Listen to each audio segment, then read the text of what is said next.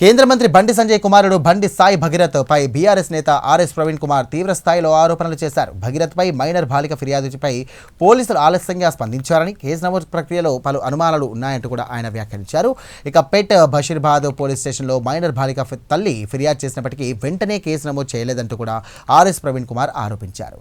ఇక మరోవైపు Karimnagar 2 town police స్టేషన్లో మాత్రం మైనర్ బాలికపై భగీరథ్ ఇచ్చినటువంటి కంప్లైంట్పై ఏమాత్రం వేగంగా ఎఫ్ఐఆర్ నమోదు చేశారంటూ పేర్కొన్నారు. మైనర్ బాలిక ఆమె కుటుంబ సభ్యులపై ఒత్తిడి తెస్తున్నారనే అనుమానాలు కూడా వ్యక్తం చేశారు. ఈ ఘటనపై పూర్తి స్థాయిలో దర్యాప్తు జరిపి మైనర్ బాలిక స్టేట్మెంట్ను మెజిస్ట్రేట్ ముందు నమోదు చేయాలంటూ కూడా డిమాండ్ చేశారు. ఇక బాధిత కుటుంబానికి రక్షణ కల్పించాలంటూ కూడా కోరారు. 17 ఏళ్ళ ఒక బాలిక మీద, మన ఇళ్ళలో కూడా అలాంటి అమ్మాయిలు ఉంటారు. ఆ అమ్మాయి మీద మీరు ఏం చెప్తున్నారు అది నేను చదువుతా. ఇప్పుడు తెలంగాణ ప్రజలు జాగ్రత్త వినాలి. కేంద్ర మంత్రి కొడుకుపై హనీ ట్రాప్ అస్త్రం. కరీంనగర్ ఎంపీ బండి సంజయ్ కుమార్ని లక్ష్యంగా చేసుకొని జరిగిన హనీ ట్రాప్ మరియు ఎక్స్టార్షన్ వసూళ్ల ప్రయత్నం ఇప్పుడు సంచలనంగా మారింది. ఈ వ్యవహారానికి సంబంధించిన ప్రధాన అంశాలు ఈ విధంగా ఉన్నాయి. కోర్టు సినిమా కథను ఆదర్శంగా తీసుకొని లేని పోక్సో కేసు ఆపాదించి కేంద్ర మంత్రి కొడుకును బ్లాక్మెయిల్ చేసే కుట్ర బయటపడింది. ఒక మహిళ తన కూతురిని అడ్డుపెట్టుకొని బండి సంజయ్ కుమారుడిని హనీ ట్రాప్లో దించే ప్రయత్నం చేసింది. పక్కా పథకం ప్రకారం వ్యవహరించిన సదరు మహిళ ఆ తర్వాత భారీగా డబ్బులు డిమాండ్ చేస్తూ బ్లాక్మెయిల్కు దిగింది. ఈ వేధింపులు ఈ మహిళ ఆ అమ్మాయి తల్లి, చూడండి బీజేపీలో సోషల్ మీడియా ఎట్లా రాస్తుందో. ఆ అమ్మాయి తల్లి నిన్న ఎక్కడ పోయింది? ఫార్చునర్ కారులో, తండ్రికో బెంచ్ కారు ఉంది, ఈమెకు ఫార్చునర్ కారు ఉంది. ఫార్చునర్ కారులో పేట్ బషీరాబాద్ పోలీస్ స్టేషన్ పోయింది. ఈమె భారీగా డబ్బులు డిమాండ్ చేసిందంట. ఫార్చునర్ కారు, బెంచ్ కారు ఒక్కోటి ₹1,00,00,000 ఉంటుందండి. బెంచ్ కారు అయితే 3-4 కోట్లు ఉంటుంది. మీ కొడుకే చెప్పిండు నేను 50,000 ఇచ్చిన ఆమెకు అని. ఆయనకు ఎట్లా మాట్లాడుతున్నారు మీరు? ఈ వేధింపులు మరియు బెదిరింపులు ఎక్కువ అవడంతో బండి సంజయ్ కుమారుడు సదరు మహిళపై కరీంనగర్లో ఇప్పటికే పోలీసు ఫిర్యాదు చేశారు. సుమారు 2 నుంచి 3 కోట్ల రూపాయలు వసూలు చేయాలని, తనను లొంగ తీసుకోవాలని చూస్తున్నారని ఆయన తన ఫిర్యాదులో పేర్కొన్నారు. సదరు మహిళ తన కుమార్తె వయసును తప్పుగా చూపిస్తూ ఈ కేసును పక్కదారి పట్టించే ప్రయత్నం చేస్తోంది. అంటే ఈమె మైనర్ బాలిక కాదు అని చెప్తున్నారు. చూడండి బీజేపీల అసత్యాల అభూత కల్పనలు ఏ విధంగా ఉన్నాయో. మైనర్ అమ్మాయిని వేధించారని పోక్సో కేసు పెడతా అంటూ మీడియా ద్వారా రచ్చ చేస్తూ భయాందోళన గురి చేసే ప్రయత్నం చేస్తుంది. ఆల్రెడీ పోక్సో అయ్యింది. మీరు నాంపల్లిలో ఉన్న బీజేపీ ఆఫీస్కి ఈ జ్ఞానం కూడా లేకపోతే ఏం చేయాలి? పేట్ బషీరాబాద్ ఆల్రెడీ కేసు అయింది. డబ్బు ఆశించిన మేరకు రాకపోవడంతో సదరు మహిళ మీడియాను ఆశ్రయించి ఈ వ్యవహారాన్ని వివాదాస్పదం చేస్తోంది. ఆమె ఏ మీడియాను అడ్రస్ చేయలేదు ఇంతవరకు. మీడియాను ఆశ్రయించి ఈ వ్యవహారాన్ని వివాదాస్పదం చేస్తోంది. కేవలం రాజకీయంగా మరియు ఆర్థికంగా ప్రయోజనం పొందేందుకే ఈ హనీ ట్రాప్ డ్రామా ఆడుతున్నట్టుగా ఆరోపణలు వినిపిస్తున్నాయి. ఇది నవ్వాలనో ఏడవాలనో తెలియడం లేదు. హనీ ట్రాప్ డ్రామా ఆడుతున్నట్టు ఆరోపణలు వినిపిస్తున్నాయి. ప్రస్తుతం ఈ వ్యవహారం పోలీసుల దర్యాప్తులో ఉంది. ఫిర్యాదు అందిన వెంటనే పోలీసులు ఈ చలాకీ ఇన్వర్టెడ్ కామర్స్లో పెట్టారండి బీజేపీలు. ఈ చలాకీ మహిళ కార్యకలాపాలపై మరియు గతంలో ఆమె ఇలాంటి నేరాలకు పాల్పడిందా అన్న కోణంలో విచారణ జరుపుతున్నారు. అంత బాగానే ఉంది, కానీ బండి సంజయ్ కొడుకు మాత్రం శుద్ధపూస అని ఇండైరెక్ట్గా మీరు చెప్పాలనుకుంటున్నారు. మీకు నిజంగా తెలివి ఉందో లేదో బీజేపీ సోదరులారా, హనీ ట్రాప్ అనేది ఇంత చిన్నోళ్ళ మీద వేయరు. హనీ ట్రాప్ అనేది గూఢచారుల మీద వేస్తారు. దేశ అంతర్గత రహస్యాలు, దేశ భద్రతకు సంబంధించిన రహస్యాలు, న్యూక్లియర్ రహస్యాలు ఏవైతే ఉంటాయో వాటిని శత్రు దేశాలు కనిపెట్టడం కోసం కొంతమంది మహిళలను పంపించి వాళ్ళను వీళ్ళకు దగ్గరయ్యే విధంగా చూసి వాళ్ళను కాంప్రమైజింగ్ ఫోటోలు తీసుకొని, కాంప్రమైజింగ్ వీడియోలు తీసుకొని ఆ వీడియోలు చూపిస్తూ నేను బ్లాక్మెయిల్ చేస్తా అని చెప్పి ఆ గూఢచారుల మీద చేసి హనీ ట్రాప్. ఈ బండి సంజయ్ కొడుకు జేమ్స్ బాండ్ 007 ఏం కాదు, ఖైదీ నెంబర్ 786 A1 A2లు అయిన జేమ్స్ బాండ్ 007 అయితే హనీ ట్రాప్ వస్తారు. ఎవరో రకరకాల హాలీవుడ్ యాక్టర్లో వీళ్ళు వచ్చి హనీ ట్రాప్ చేస్తారు. ఎందుకు ఆ అమ్మాయి మీద క్షమాపణ చెప్పండి అయ్యా. ఎందుకు క్షమాపణ చెప్తలేరు మీరు? బీజేపీలో ఉండే మహిళా సోదరీమణులందరికీ కూడా, మా అక్కలకు చెల్లెలకు అందరికీ కూడా నేను రిక్వెస్ట్ చేస్తున్నా, మీరు బండి సంజయ్ గారితో క్షమాపణ చెప్పించండి. ఆ బాబును సాయి భగీరథ్ తీసుకొని క్షమాపణ చెప్పించండి. ఎందుకు చెప్పించడం లేదు?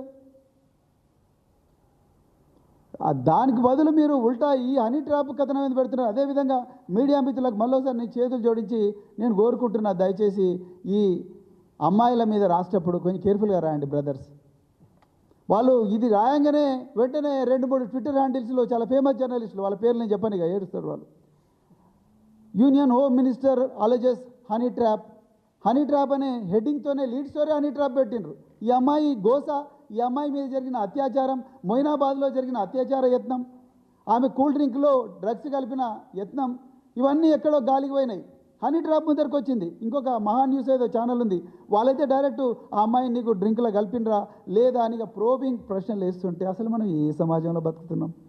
ఇదే మహా న్యూస్ మీద ఇంతకుముందు కూడా తెలంగాణ ఉద్యమకారులు పోయి దాడి చేసిండ్రు. అప్పుడు ఇదే బండి సంజయ్ వచ్చి మేము కాపాడుకుంటాం మీడియా అని అన్నారు. ఏంటి ఇదేమన్నా క్విడ్ ప్రోకోనా? నాకు ఆశ్చర్యం వేస్తుంది. నిజాలు రాసిన తెలుగు స్క్రైబ్ మీదేమో టెర్రరిస్ట్ కేసులు, అబద్ధాలు రాస్తున్న వాళ్ళకేమో యూనియన్ హోమ్ మినిస్టర్ ప్రొటెక్షన్. ఎట్లా ఉందండి అసలు నాకు అర్థం కాదు.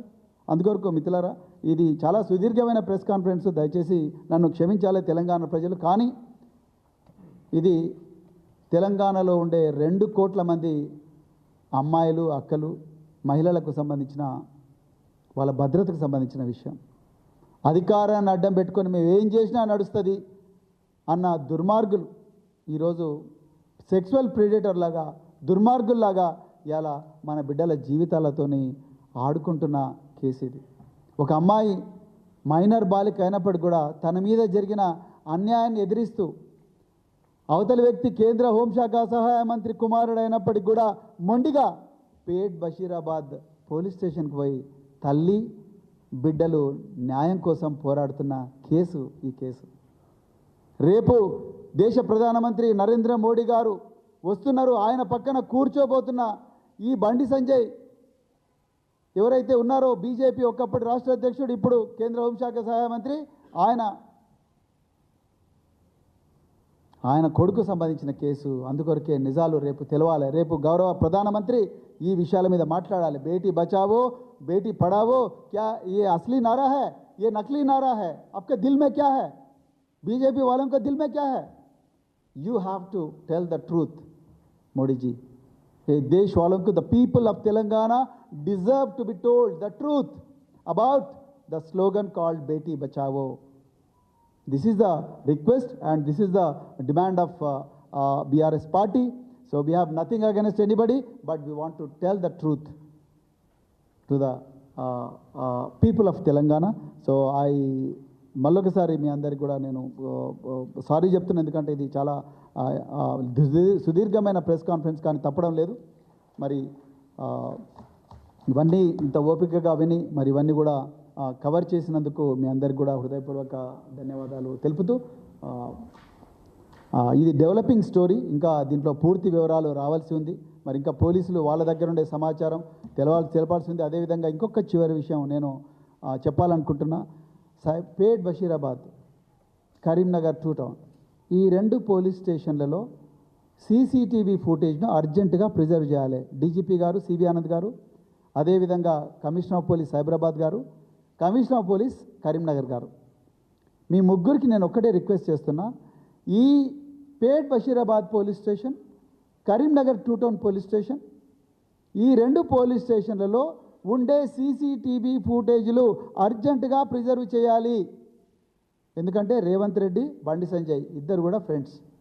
కాంగ్రెసు, బీజేపీ 2 కూడా ఒకటే తానులో ముక్కలే. వాళ్ళిద్దరు కూడా చాలా చేదోడు వాదోడుగా పనిచేస్తున్నారు. కరీంనగర్లో తెలిసింది, చాలా సంగతులు తెలిసింది. సో అందుకొరకు మరొకసారి ఈ సీసీటీవీ ఫుటేజ్లు ప్రిజర్వ్ చేయాలి. అవి ఈ సాక్ష్యాలన్నిటి కూడా తారుమారు చేసి అవన్నీ కూడా నాశనం చేసే ప్రమాదం ఉన్నది. మరి ప్రమాదం నిందితులు ఎప్పుడు కూడా మరి జైలుకు పోరు. దానివల్ల మన అమ్మాయిల జీవితాలన్నీ కూడా ప్రమాదంలో పడతాయి అని చెప్తూ మరొకసారి మీ అందరికీ కూడా హృదయపూర్వక ధన్యవాదాలు చెప్తూ, జై తెలంగాణ, జై కేసీఆర్.